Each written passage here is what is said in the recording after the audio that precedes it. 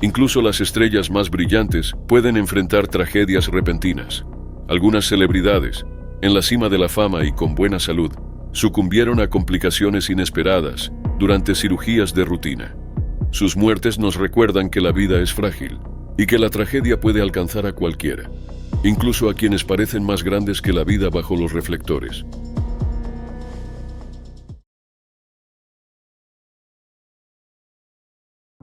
Conocido por su calidez, su comedia física y la facilidad con la que iluminaba cualquier lugar, el actor John Ritter parecía, incluso a mediados de sus 50, tener la vitalidad de alguien mucho más joven. Era una persona que transmitía alegría en pantalla, y nada en su larga y celebrada carrera hacía presagiar el peligro médico silencioso al que algún día tendría que enfrentarse, preparando el escenario para un desenlace perturbador durante una cirugía. John Ritter nació como Jonathan Southworth Ritter, el 17 de septiembre de 1948, en el Providence St. Joseph Medical Center de Burbank, California, el mismo hospital donde daría su último suspiro 54 años después. Creció como hijo de Tex Ritter, un famoso cantante de música country y estrella de cine, y de la actriz Dorothy Fay. Sus primeros años estuvieron marcados tanto por el mundo del espectáculo como por una grave lesión ocular que le dejó visión periférica en uno de sus ojos. John asistió a la Hollywood High School, donde fue presidente del centro de estudiantes, y más tarde estudió psicología en la Universidad del Sur de California antes de cambiarse a artes teatrales. Su pasión por la actuación lo llevó a la Escuela de Artes Dramáticas de la USC y a presentarse en escenarios de Europa antes de graduarse en 1970. A fines de la década de 1970, John ya se había convertido en un nombre familiar gracias a su papel de Jack Tripper en Three's Company. Su carrera continuó de forma constante, con apariciones en más de 100 películas y series de televisión, papeles en Broadway y actuaciones muy queridas en proyectos como It, Sling Blade, Problem Child y Bad Santa. También puso la voz a Clifford en Clifford the Big Red Dog e interpretó a Paul Hennessy en 8 Simple Rules.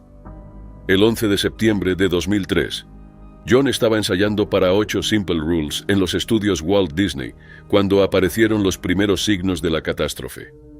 De repente se sintió mal, comenzó a sudar profusamente y a experimentar un dolor intenso en el pecho, además de vómitos y náuseas. Estos síntomas se parecían mucho a los de un ataque cardíaco, por lo que quienes estaban con él lo trasladaron de urgencia, alrededor de las 6 de la tarde, al Providence St. Joseph Medical Center, ubicado al otro lado de la calle. Los médicos de la guardia también interpretaron los síntomas como un infarto de miocardio y comenzaron de inmediato el tratamiento estándar para esa afección. Sin embargo, John no estaba sufriendo un ataque cardíaco. Estaba atravesando una disección aórtica no diagnosticada, un desgarro en la pared de la aorta que requiere una intervención inmediata y muy específica. El diagnóstico erróneo resultó desastroso. Los medicamentos utilizados para los ataques cardíacos sospechados, incluidos los anticoagulantes, pueden agravar el sangrado interno en casos de disección aórtica. A medida que la condición de John empeoraba, los médicos finalmente reconocieron la verdadera causa de su colapso y lo llevaron a cirugía de emergencia. Los cirujanos intentaron reparar el vaso sanguíneo desgarrado y controlar la hemorragia interna masiva, pero para entonces el daño ya era irreversible. Su sistema cardiovascular había sufrido una lesión catastrófica. A pesar de los esfuerzos, fue declarado muerto a las 10:48 de la noche, apenas horas después de haberse sentido mal y a solo 6 días de cumplir 55 años. Las consecuencias estuvieron marcadas por el dolor, las batallas legales y un renovado enfoque en los peligros de las enfermedades aórticas. Se realizó un funeral privado el 15 de septiembre de 2003. Y John fue posteriormente enterrado en el Forest Lawn Memorial Park, en Hollywood Hills. Su viuda, Amy Yazbek, presentó varias demandas contra el hospital y varios médicos involucrados en su atención. Algunos casos se resolvieron, incluido un acuerdo de $9,4 millones con el hospital, pero una importante demanda por homicidio culposo contra el Dr. Joseph Lee y el radiólogo Dr. Matthew Lottish terminó con un jurado que no encontró negligencia.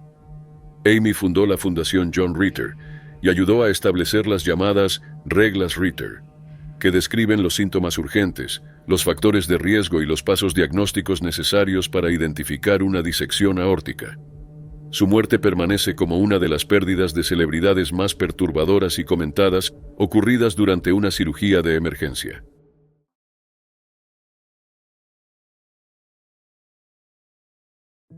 Olivia Goldsmith llegó al Manhattan Eye, Ear and Throat Hospital el 7 de enero de 2004 esperando una operación estética de rutina, similar a otras que ya se había realizado en el pasado.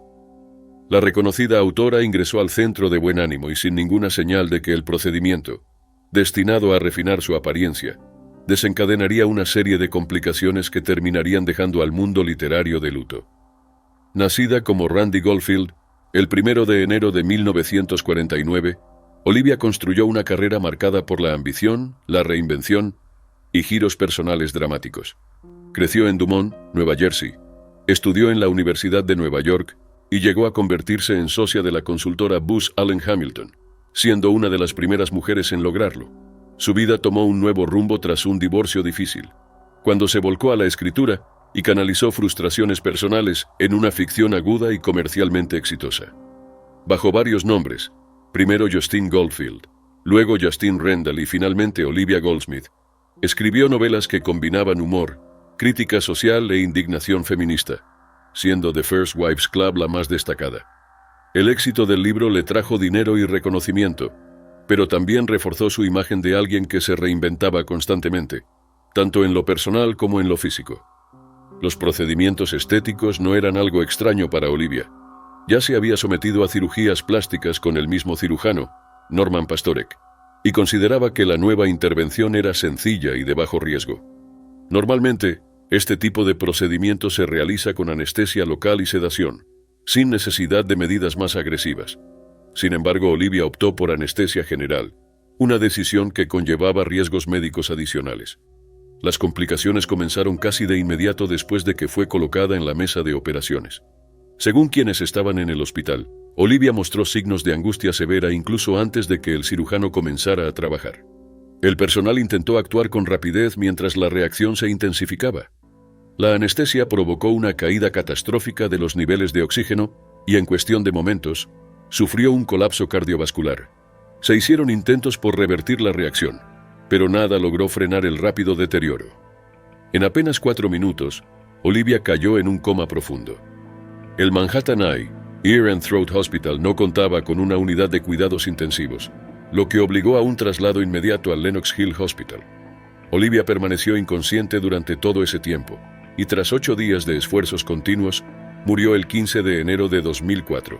Su muerte fue atribuida oficialmente a un paro cardiorrespiratorio durante una cirugía estética, clasificado como una complicación terapéutica.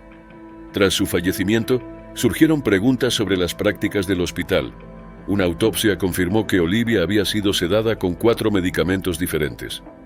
Una investigación del Departamento de Salud del Estado encontró violaciones graves, entre ellas fallas en la evaluación preoperatoria, monitoreo inadecuado de los signos vitales y una respuesta deficiente cuando aparecieron los primeros signos de angustia. El hospital fue multado por la forma en que manejó el caso de Olivia y por un incidente similar ocurrido semanas después con otro paciente. Los representantes legales del patrimonio de Olivia indicaron que se estaba considerando una demanda.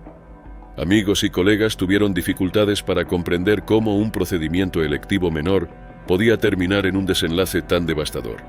A pesar de diversas especulaciones, nunca se confirmó públicamente una explicación definitiva más allá del fallo oficial de una complicación fatal relacionada con la anestesia. La muerte de Olivia transformó una cirugía estética común en una tragedia marcada por el riesgo médico, las fallas institucionales y la fragilidad incluso de las decisiones más cuidadosamente planificadas.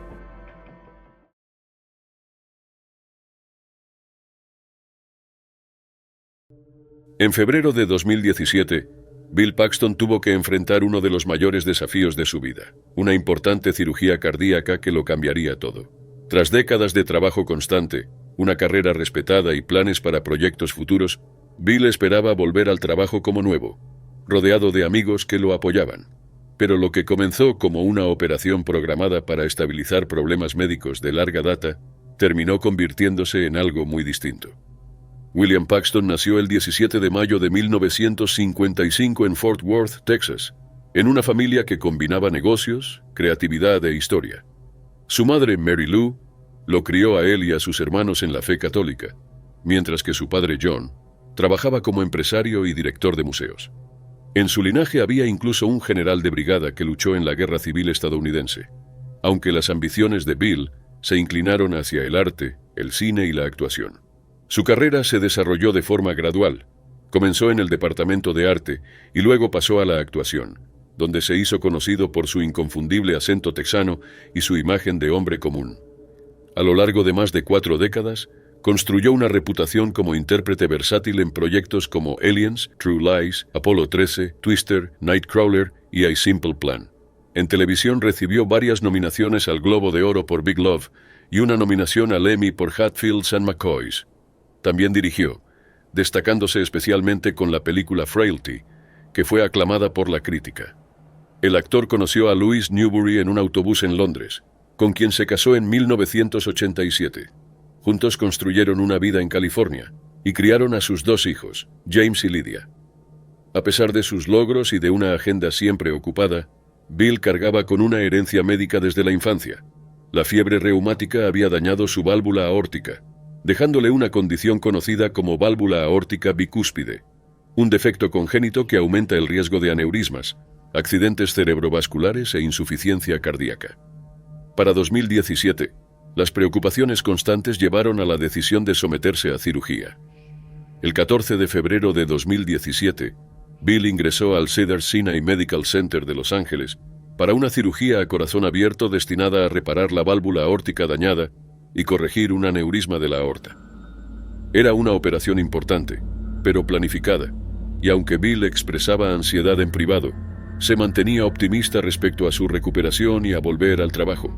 Sus mensajes a colegas reflejaban su determinación de sanar, continuar con futuros papeles y retomar proyectos que ya estaban en desarrollo. El procedimiento realizado fue una operación de Bentall, una técnica quirúrgica compleja que implica el reemplazo de la válvula aórtica, la raíz aórtica y la aorta ascendente. Aunque se utiliza para tratar aneurismas y defectos valvulares, conlleva riesgos graves. La cirugía inicial se completó, pero pronto surgieron complicaciones. En los días posteriores, su estado se deterioró debido a sangrado excesivo, shock cardíaco y daño en una arteria coronaria. El 25 de febrero, 11 días después de la operación, sufrió un accidente cerebrovascular fatal, un riesgo conocido cuando el flujo sanguíneo o la coagulación se vuelven inestables tras una cirugía cardiovascular mayor.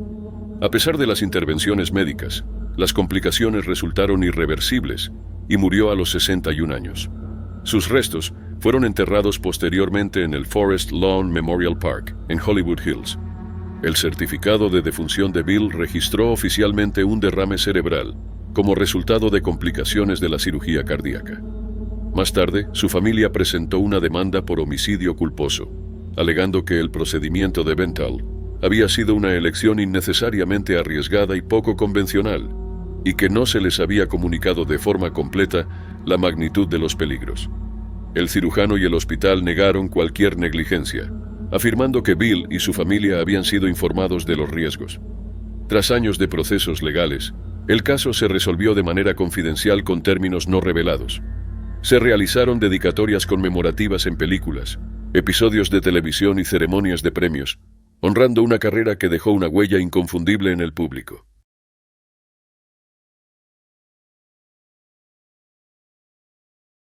Para diciembre de 1973, Bobby Darin había vivido su vida sabiendo mejor que la mayoría que el tiempo tiene límites implacables. Famoso por su asombrosa versatilidad y su impulso incansable, siguió trabajando y actuando incluso mientras su cuerpo se debilitaba. Pero a pesar de su enorme talento y determinación, ni siquiera Bobby Darin pudo detener al destino. Nacido como Walden Robert Casotto en Nueva York en 1936, Bobby estuvo marcado por la enfermedad casi desde la infancia. Repetidos episodios de fiebre reumática durante su niñez le dejaron el corazón gravemente debilitado, y a los 8 años ya sabía que su vida podía ser más corta que la de la mayoría. Llevó ese conocimiento a la adultez, moldeando una carrera definida por una producción extraordinaria que abarcó el pop, el swing, el folk, el rock and roll y el country.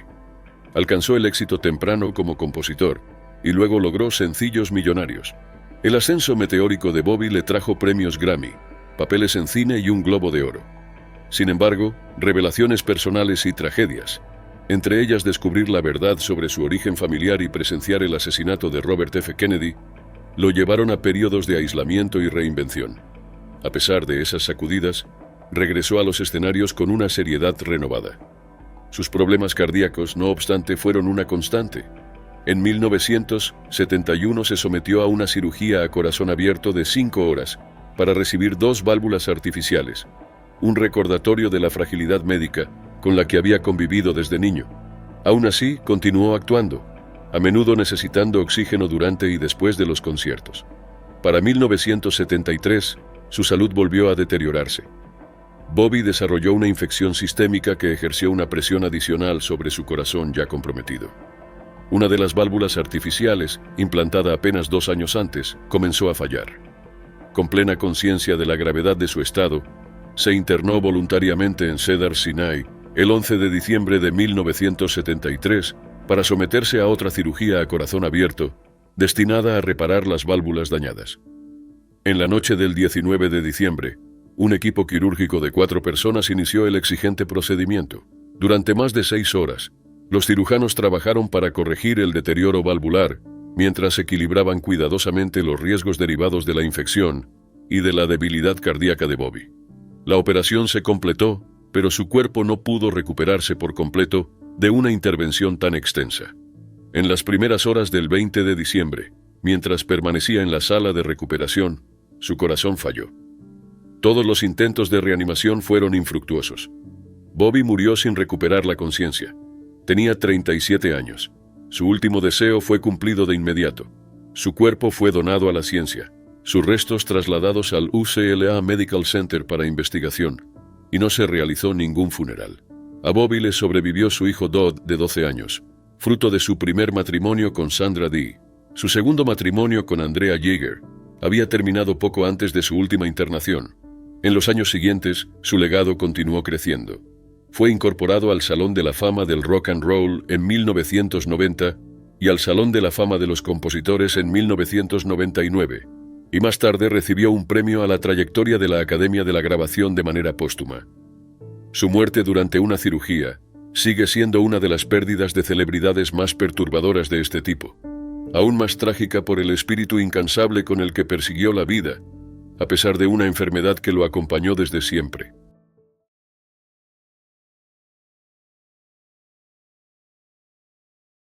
Dan Blocker, con sus 1,93 metros de altura, y conocido por su papel de Hoss Cartwright en Bonanza, era una figura familiar en Hollywood para 1972.